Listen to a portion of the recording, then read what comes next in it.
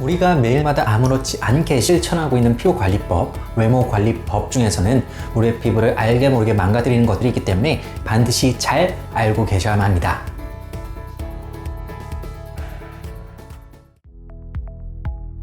안녕하세요. 어려운 피부 지식 쉽게 이해하자. 피부과 전문의 문정윤입니다. 우리가 평소에 지내면서 아무 생각 없이 해왔던 피부 관리 습관들이 오히려 피부 건강을 위협하게 되는 경우가 상당수 존재합니다. 잘못된 습관은 한두 번만 가지고는 피부에 큰 문제를 유발하지는 않기 때문에 위험하다고 생각하기가 쉽지 않은데요. 하지만 나도 모르게 잘못된 습관을 매일같이 반복하다 보면 어느 순간 피부 노화가 촉진되거나 피부 질환이 발생할 수 있기 때문에 올바르게 알고 주의하는 것이 중요합니다. 그동안 제가 올바른 피부 관리 습관에 대해서 이 몇 가지 영상을 통해서 언급을 드린 적이 있는데요. 자, 오늘은 기존에 말씀드리지 않았던 내용 중에서 여러분이 꼭 알고 계셔야 할 핵심적인 내용에 대해서 추가로 말씀을 드리고자 합니다. 자, 피부를 망가뜨리는 최악의 습관에는 무엇이 있을까요? 자, 피부가 좋아지고 싶은 분들, 또 피부를 어떻게 관리해야 될지 고민이신 분들은 반드시 영상 끝까지 시청 부탁드리도록 하겠습니다. 자, 그럼 준비되셨나요? 가시죠! 앞머리를 내리는 헤어스타일을 선호하시는 분들 계시죠? 자, 그런데 단순히 외모를 꾸미기 위한 목적이 아니라 이마에 생긴 여드름을 가리고자 하는 목적으로 앞머리를 내리는 분들이 계십니다. 하지만 이마에 자꾸 여드름이 올라와 고민이시라면 절대로 앞머리를 내리지 않는 것이 좋습니다. 앞머리가 이마에 여드름을 유발하는 이유는 크게 세 가지로 볼 수 있는데요. 첫 번째는 머리카락에 묻어있는 피지가 이마의 피지와 합쳐지면서 발생한 과도한 피지에 의해 여드름이 생길 수 있고요. 두 번째로는 머리카락 자체가 이마 피부를 직접 찌르면서 발생하는 물리적인 자극에 의해 이 여드름이 유발될 수 있습니다. 자, 마지막으로는 앞머리를 내림으로 인해서 이마 피부의 공기 순환이 어렵게 되고, 자, 그로 인해서 쉽게 피부 온도가 올라가거나 땀이 차게 되면서 여드름이 생길 수 있겠죠. 두피에는 원래 피지선이 상당히 많이 발달되어 있는데요.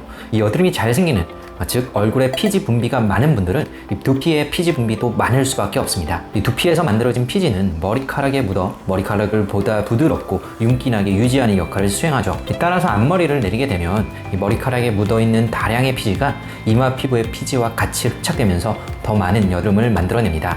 자, 이럴 때 앞머리에 묻어있는 피지를 기름 종이로 수시로 닦아주거나 이 앞머리만 따로 감아서 최대한 피지를 제거하면 이마 여드름에 일부 도움이 될 수 있는데요.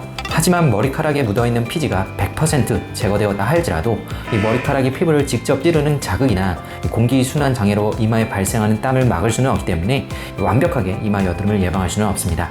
따라서 이 앞머리로 인한 이마 여드름이 심하다면 앞머리를 내리지 않고 이마를 드러내는 것이 가장 효과적인 해결책인데요. 예를 들어 여드름이 심한 분들은 여드름을 가리기 위해 메이크업을 두껍게 하는 경향이 있는데 이는 모공을 막아 여드름을 더 악화시킬 수 있죠. 마찬가지로 이마 여드름이 부끄럽다고 자꾸 앞머리를 내린다면 내린 앞머리에 의해 여드름이 악화되어 근본적인 문제를 결코 해결할 수가 없습니다. 쉽지는 않겠지만 이 가급적 앞머리를 올려 이마를 드러내는 헤어스타일을 유지하고 현실적으로 어렵다면 이 남들이 보지 않을 때라도 머리띠나 헤어밴드를 이용해서 앞머리를 올리는 것을 추천드리고 싶습니다. 헤어스프레이, 젤, 왁스, 포마드 등의 헤어 스타일링 제품을 사용한다면 이 두피나 헤어라인 부분에 여드름이 생기기가 매우 쉽습니다. 이 멋을 내고자 하는 욕심은 이해하지만 평소에 여드름 때문에 고민이 많다면 절대로 사용하지 않는 것이 좋은데요. 헤어 스타일링 제품의 주요 성분은 오일이기 때문에 쉽게 모공을 막아 여드름을 유발하게 됩니다. 사용했을 때 굉장히 뻑뻑하고 유분기가 많기 때문에 꼼꼼히 머리를 감아도 잘 식이지 않는 것도 문제고요. 게다가 앞서 이야기한 것과 같이 앞머리까지 내린다면 최악의 상황에 직면하게 됩니다. 땀을 흘리게 되면 머리카락에 묻어있는 피지뿐만 아니라 헤어 제품의 성분들까지도 얼굴 피부까지 흘러내려오게 되죠.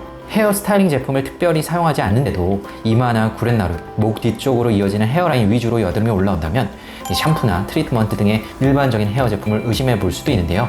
이 모공을 막기 쉬운, 피부를 자극하기 쉬운 성분이 일부 포함되어 있거나 혹은 제품 사용 후 제대로 헹궈내지 않아 피부에 샴푸 잔여물 등이 남아있다면 여드름으로 이어지는 경우가 종종 존재합니다. 이 모공을 막아 여드름을 유발할 수 있는 성분을 코메도제닉 성분이라 부르는데 이에 관해서는 제가 이전 영상에서 자세히 소개해드린 적이 있으니 한번 참고 부탁드리도록 하겠습니다.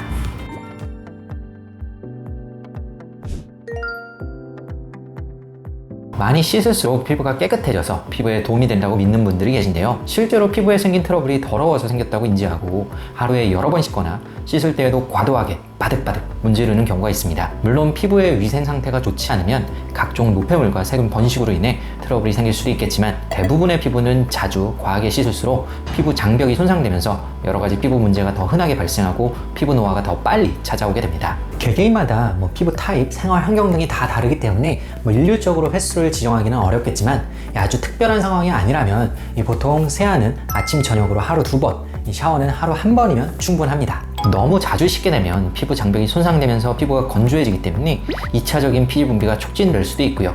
특히 수세미질과 비누질을 하루에 여러 번 하는 것은 피부 장벽의 손상을 가속화시키기 때문에 반드시 피해야 합니다. 샤워 또한 5에서 10분 이내로 42도 이내의 미지근한 물을 이용하여 최대한 빠르게 끝내는 것이 좋죠. 만약 너무 더운 여름이거나 운동을 많이 한 뒤 몸에 땀을 많이 흘려서 샤워를 여러 번 해야 한다면 어떻게 해야 할까요? 당연히 땀을 흘렸는데 씻지 않고 있는 것 또한 피부에 좋지 않은데요.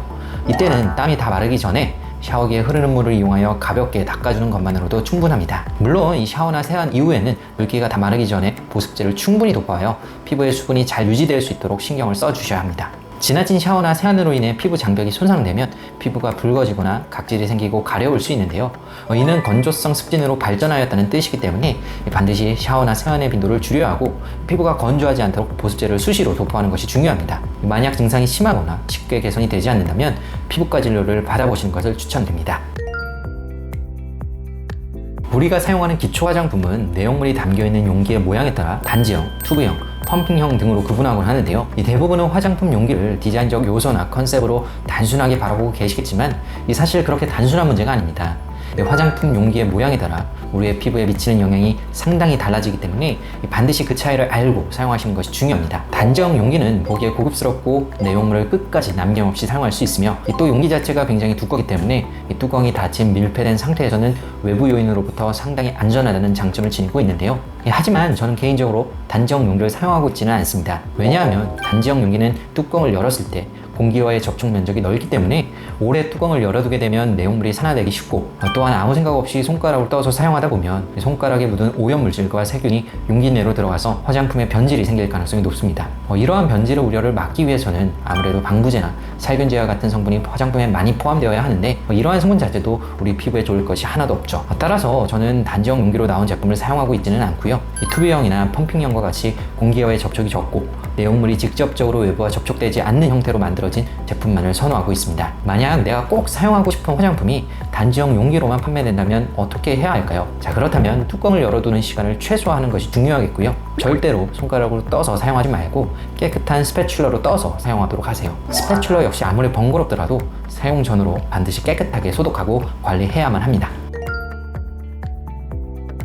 오늘은 이 피부를 망가뜨리는 최악의 습관 4가지에 대해서 한번 알아보았는데요. 평소 올바른 피부 관리 습관을 가지지 못하면 결코 피부가 좋아질 수 없습니다. 오늘 제가 말씀드린 내용을 잘 실천하셔서 꼭 깨끗한 피부 얻게 되시길 바라겠습니다. 오늘 내용이 유익하셨다면 구독과 좋아요 부탁드리고요. 지금까지 피부왕정인의 원장 문정현이었습니다. 감사합니다.